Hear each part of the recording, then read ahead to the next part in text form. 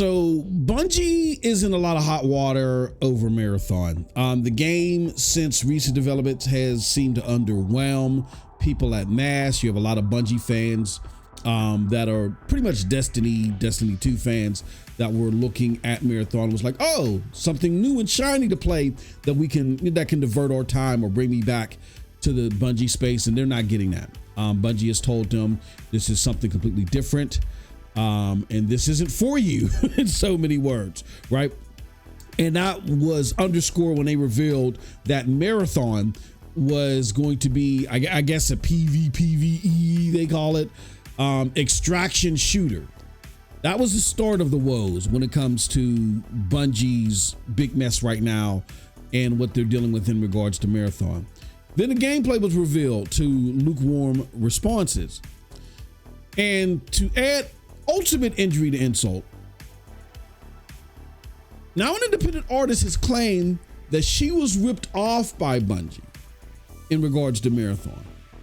And the way that this person was ripped off looks to be at the center, the core of the entire inspiration of the aesthetic of the game.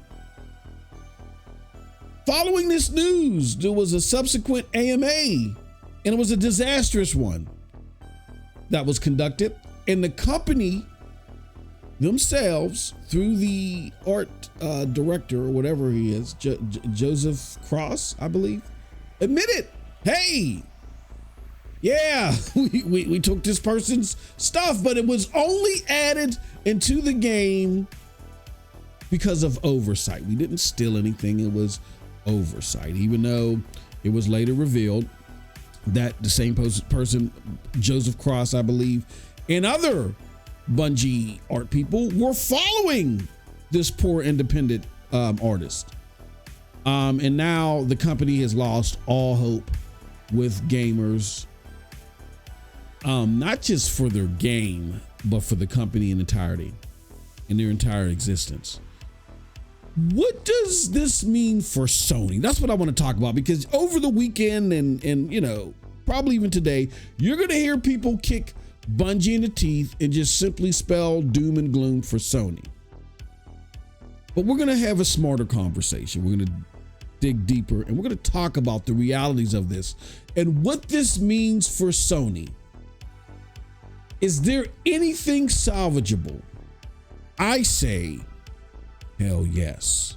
What's up, people? It's your boy, MM2K of Hard Knock Digital Culture, Cloud Dosage, MM2K Gaming, back again with another video. Do us a huge favor before we get into this one. Hit that like button, hit that subscribe button, and rock those bells for notifications, please. So, okay, so before I get into what is salvageable and why I give that a hell yes, let's add a little bit more to the backdrop.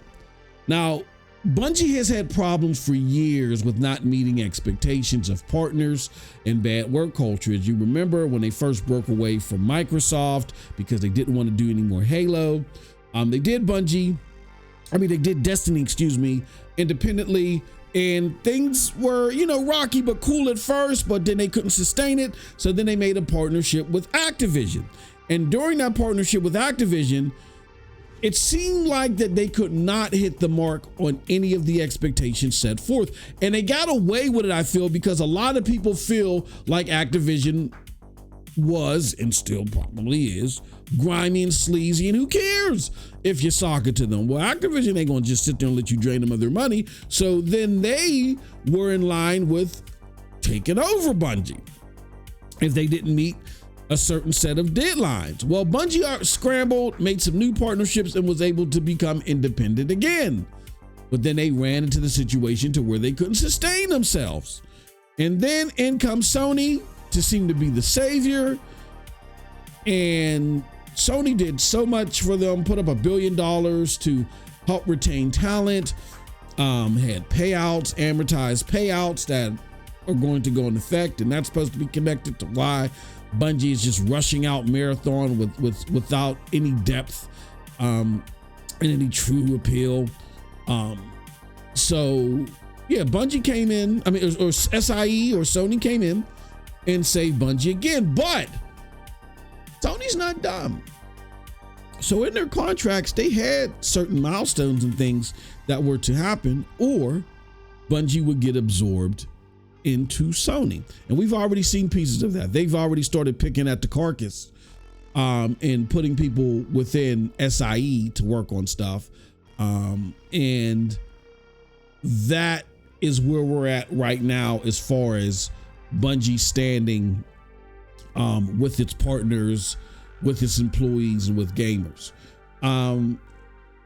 So now you bring in Anti-Real, right?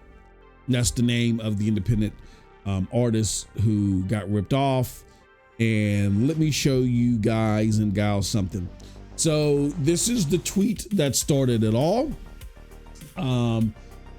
This is Anti-Real, aka N2 on Twitter. They said the Marathon Alpha released recently and its environments are covered with assets lifted from poster designs I made in 2017. And they continue to say, Bungie, of course, is not obligated to hire me when making a game that draws overwhelmingly from the same design language I have refined for the last decade, but clearly my work was good enough to pillage for ideas and plaster all over the game without pay or attribution. I don't have the resources nor the energy to pursue this legally, but I've lost count of the number of times a major company has deemed it easier to pay a designer to imitate or steal my work rather than write me an email. In 10 years, I've never made a consistent income from this work, and I am tired of designers from huge companies mood boarding and parasiting my designs while I struggle to make a living. And this sent everybody ablaze. Send us ablaze. Check out our Friday podcast, On the Road podcast, episode 101, where Cold Blood and I talked about this. It just enraged the average gamer. There are still some Bungie sicko fans and apologists out there I'm not even trying to talk to you right now. We are in the realm of trying to do a podcast the same day that this recording is going to come out. We're going to do that over on twitch.tv/HNDC TV. So if we can, if I can get out of here at a reasonable time, and when I say here, I'm talking about work, I'm actually recording this from my place of employment. And we can set that up. Definitely join us there. That being said, I'm not talking to the sicko fans. I want to talk to the people that have functioning quadrants of their brain and actually want to have an intelligent discussion about this, about the realities of the situation, and not just be social media drones, right? So what does this mean? Well, it enraged everybody, of course. Like we said, people jumped on the bandwagon of attacking Bungie, and Bungie responded. They pretty much admitted, this was siphoned off, but it was oversight. It was oversight. Here's what I want to do. Let me do this. I want you guys and gals to listen to Joseph Cross, the art director, who, again, like I said earlier, was discovered to be following this person for a while. And it's rumored that they all of a sudden stopped following them. So here, let me do this. I'm gonna mute the music so you can hear Joseph in his full glory explain what happened here. So let's do this. It came to our attention that an artist who marathon elements, graphic designer, without permission or acknowledgement, and placed them on a decal sheet that was then checked in 2020. The decal sheet included icons and text elements. These elements ended up in our alpha build. Absolutely no excuse for this oversight, and we are working on and 100% committed for a review process to ensure instances like this don't happen again on Marathon or at Bungie. A few of the things that we've done over the last 24 hours and what we're doing to shore up the review process are as follows. We've reached out to Anti-Real, the artist in question, and followed up to ensure that we do right by this artist. We're auditing all of the previous work by the artist, the internal artist, including the environment decals already in the build, which is part of why we're delaying some of the content we're going to show today. And we're committed to removing anything that is questionably or inappropriately sourced. Wow. And I sped that up, of course, because we don't want to sit here forever and just listen to baloney. Yeah. And look, let's keep it real here. Again, if you have functioning quadrants within your brain stem, in your cranium. There's no way that you're falling for this. So you took this person's art a while ago at the beginning of the development of Marathon. It's got blasted all over the design core of what you did. You missed being able to catch that, but it was so easy for you within the same day, I believe, you were able to discover the oversight. But so in other words, you had the inner workings to be able to catch what happened so quick and determine that it was a former employee, but you didn't have the inner workings in place to stop this. Nobody believes that. It just doesn't work that way. Also, again, not only is it convenient that the person's no longer there, but you guys also got to explain why you were also following this person. So it's a big mess at Bungie. I mean, if you follow that entire AMA, that was disastrous all the way through. This Joseph Cross guy doesn't look like he got any sleep. It's like he's probably been drop kicked all over the place for getting caught. And the thing that's also bewildering is that how you keep having these lapses in your oversight processes, even though this is like the 5th time this happened, and you keep saying that you're going to go over your oversight, but the only thing that you can do fast is discover what happened, come up with an excuse. But again, it's not the purpose of this video. The purpose of this video is, what is Sony going to do about this? Because after this entire mess, it's very clear. Not only Marathon, but Bungie has lost the faith of the video game community. I will say this in regards to those that are saying, whoa, I mean, Sony's in disarray. They're in trouble. They're about to die. Stop it. Amidst all this mess with Bungie, amidst all this mess, even with their games as a service stint, it's far from over. And this is why I say that Bungie needs to be dealt with appropriately by SIE, right? Because they have gold sitting in front of them that they refuse to mine. Now, maybe they refuse to mine it because it's simply not contractually possible yet, and they got to go through these rigors in order to pull the full trigger or do the kill shot, but they got to do something, and they got to do what they can the moment they can do it. Okay, so first, again, I don't want to address the brain dead people. We have a lot of PlayStation people that are like, why the hell is PlayStation continuing on with this games as a service stint? It's unnecessary, it's bad, or whatever. And I get the thought about this, and the thought is that they're pursuing this over greed. The furthest thing couldn't be from the truth, right? And I'm not a games as a service person all like that. So believe you me, I'm not one. I bought my PlayStation 5, my PlayStation 5 Pro, not for their games as a service games, right? I bought them for their single player narrative experiences. So again, this is not MM2K, the games as a service lover talking. Absolutely not. But here's why it's necessary. And again, we try to educate you on the business side here. So again, just calm down, zip it, and listen. It's important that you guys listen. This is why you guys keep getting taken advantage of from a consumer perspective, because you don't understand the full picture.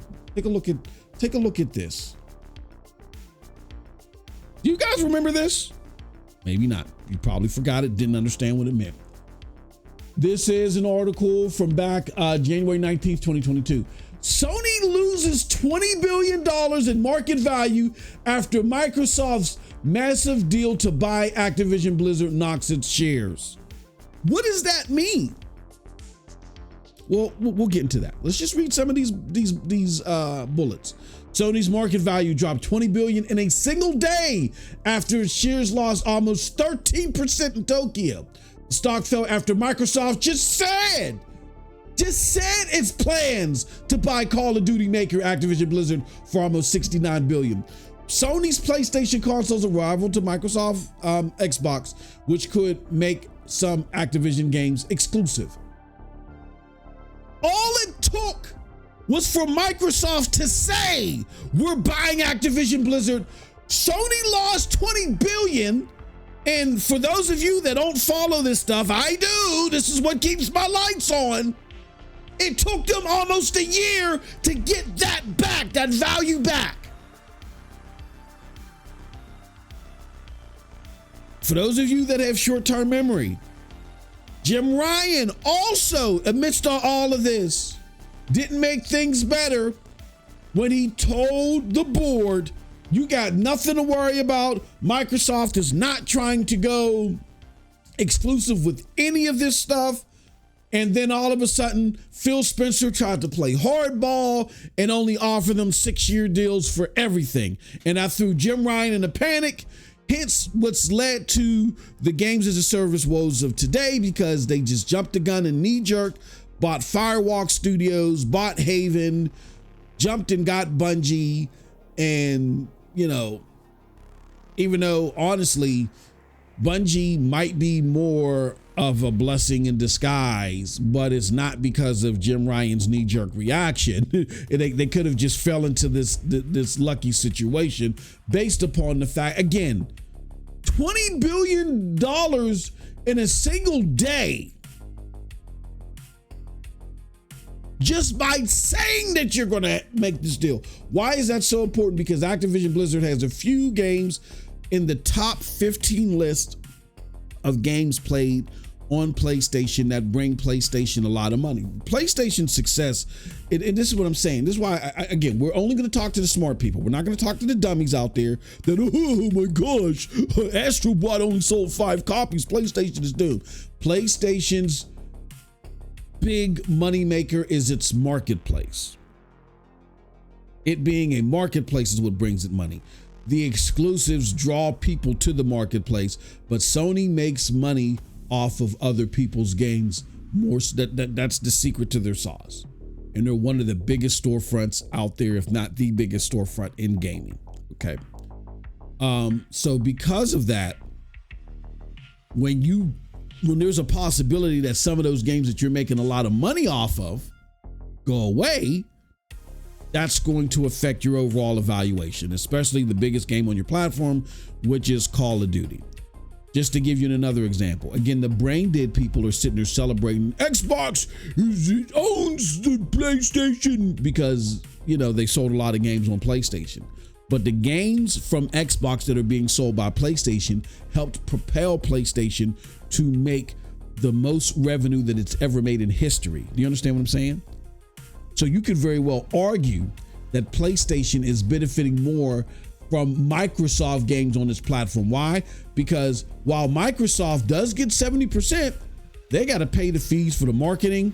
They got to pay the fees to make the game, and they got to pay the fees to actually even bring the game to the PlayStation Store. All PlayStation does is stick out its hand and say, give me my 30%.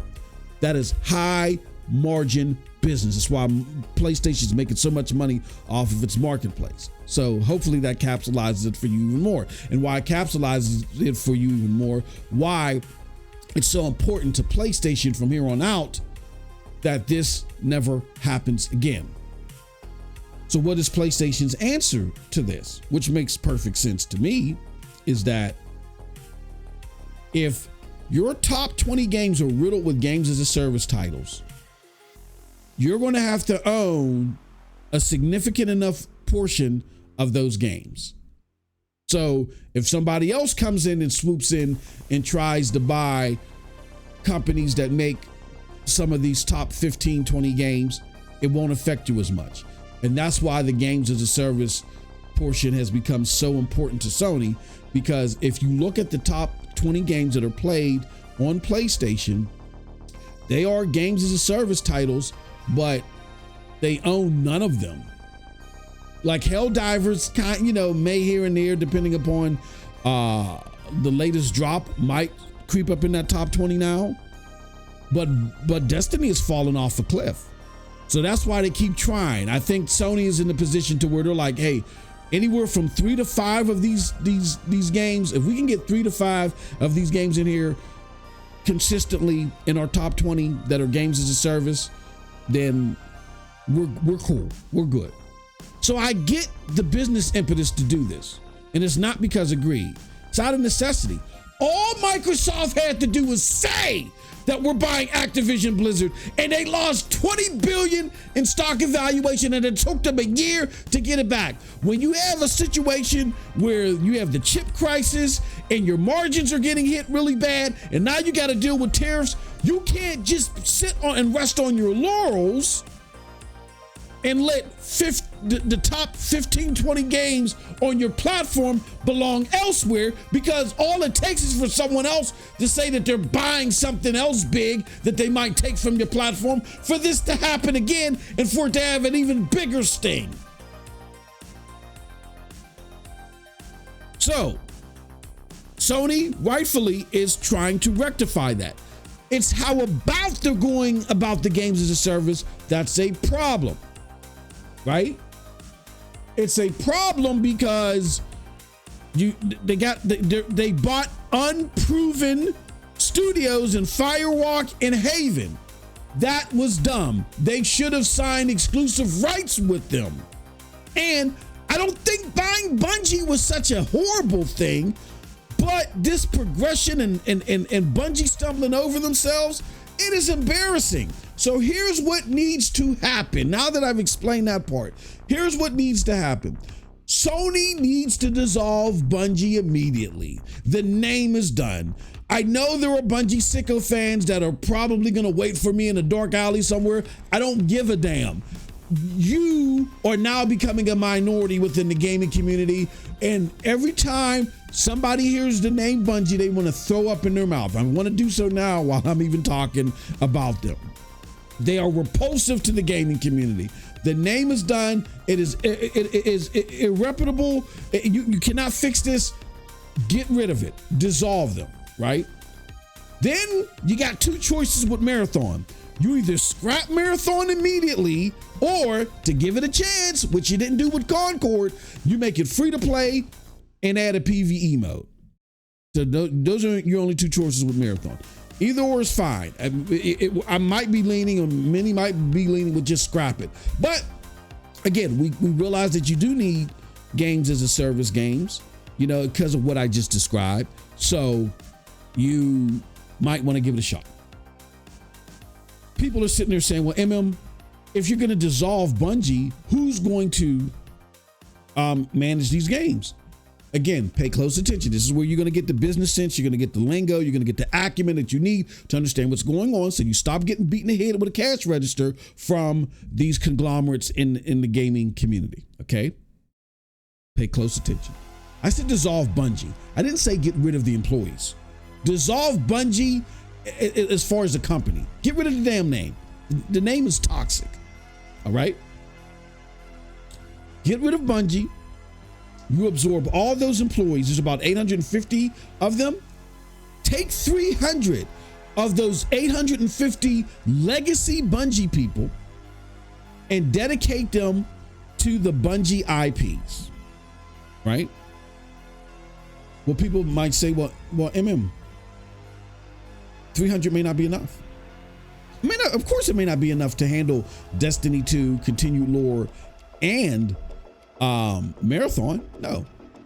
What you do is you have 100 to 150 people dedicated to an IP, and you have those people partner with outside vendors to do the grunt work development on the game, and you have that 100 to 150 people come up with the ideas and stuff like that, and work on art and things like that, and you pass it over to the people that'll do the development. There should be a lot of contract work involved with this, and because Sony appears to be doing better with partnerships than actual people that they're absorbing into this. So you let the grunt work be done by contractors.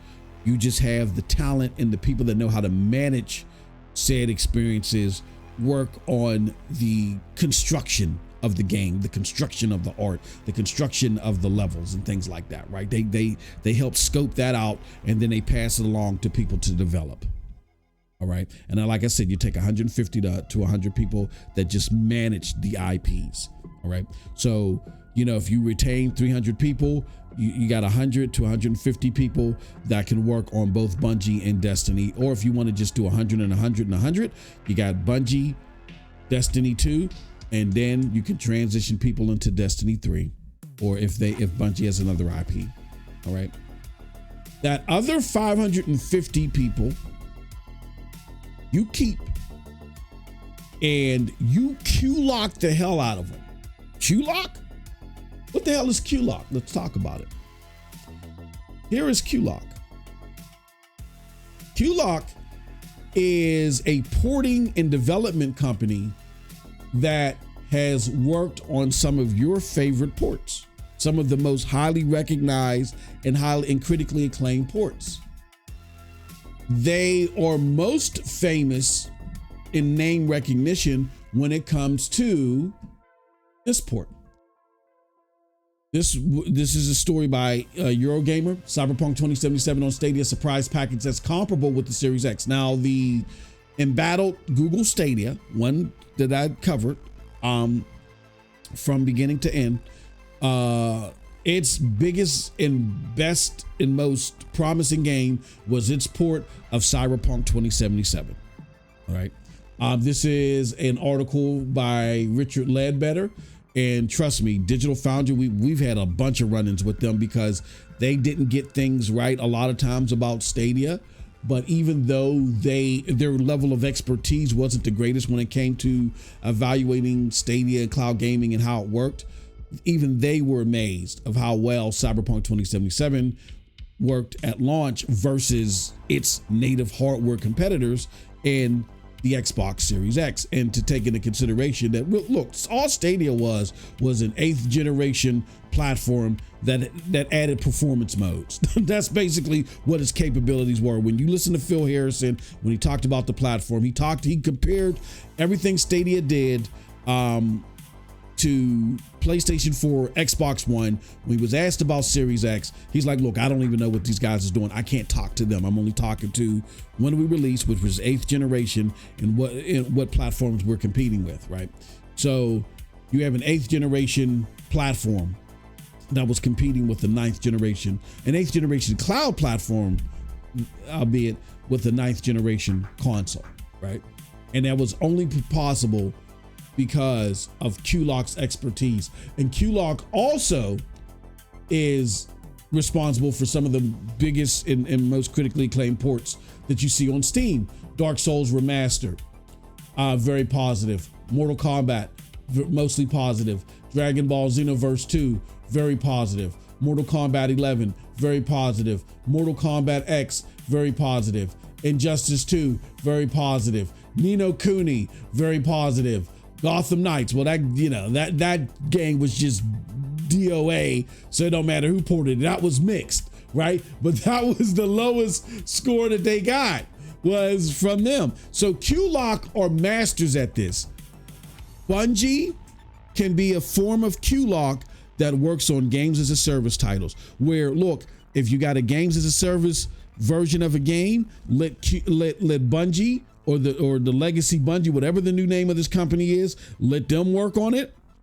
Let them work on it with a partner, or let them work on it in tangent with the original studio. Let your single player studio make single player games. They should only consult on this and let Bungie work on and develop these multiplayer modes or these games as a service titles.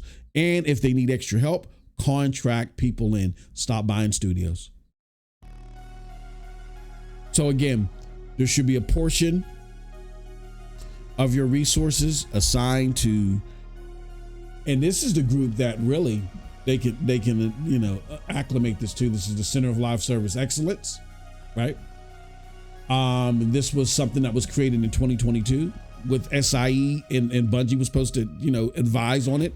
Absorb Bungie into that in entirety. Like I said, have about 300 people that you designate to legacy Bungie IPs, and then the other 550 just absorb into the Center of Live Service Excellence.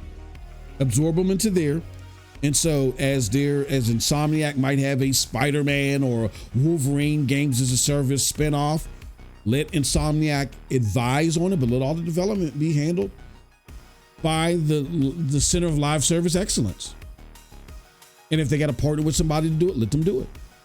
You know what I'm saying? That way you keep your single player efforts and your multiplayer efforts resources separate. And it doesn't harm your single player efforts. So the people that you hired to do your great single player games, they're not affected. I think this is PlayStation's best foot forward. So again, I'm with people that are like, Marathon sucks. It needs to be closed down, or at best or at worst, you know, PvE added or whatever. But if it's closed down, it's closed down. Bungie needs to be dissolved. I'm with you on that. I get where people are antsy about the games as a service experience, but you got to understand the business impetus of it, and it's not about greed. We can't have short-term memory. Understand what happened just by Microsoft saying they were going to take those games away. Right? And Sony can't just sit there and say, well, why would anybody else do that? You cannot foresee the stupid decisions that any company is going to make. It was stupid as hell for Phil Spencer to do what he did the way that he did it, but he still did it. That's why Jim Ryan couldn't fathom what was going on. That's why he went to a panic, because he said, oh, it would be stupid for them to try anything like that. Don't worry about that, boy. We're going to be okay. And no, he tried it. So you can't contemplate what dummy or what dumb idea is going to happen from any company that you're relying on as far as gathering your 30% from. So Sony wisely wants to secure that and make sure that doesn't happen again. So the games as a service can't go away until it stops flooding the top 15, 20 games that are on PlayStation, that are fueling PlayStation. Again, you look at the top 15, 20 games that are fueling PlayStation right now, they are games as a service. As long as that is the dynamic, Sony has to get in on this because of the risk that's involved. They're just going about it the completely wrong way, and I think it's a leadership problem, but we'll talk about that. Where are we going to talk about that? Well, if you like this content, what I suggest that you do is hit that join button, because I'm going to have an even further discussion on this with our members. All right. So do yourself that favor, check us out there and join us as we talk about this in totality. What's going on with the with Sony and why they need to do this? What's wrong with the leadership? Why did they even get into this situation? And so forth and so forth. All right. So again, thank you for joining us. Hopefully this makes sense to you. Until next time, you all have a wonderful, wonderful gaming day.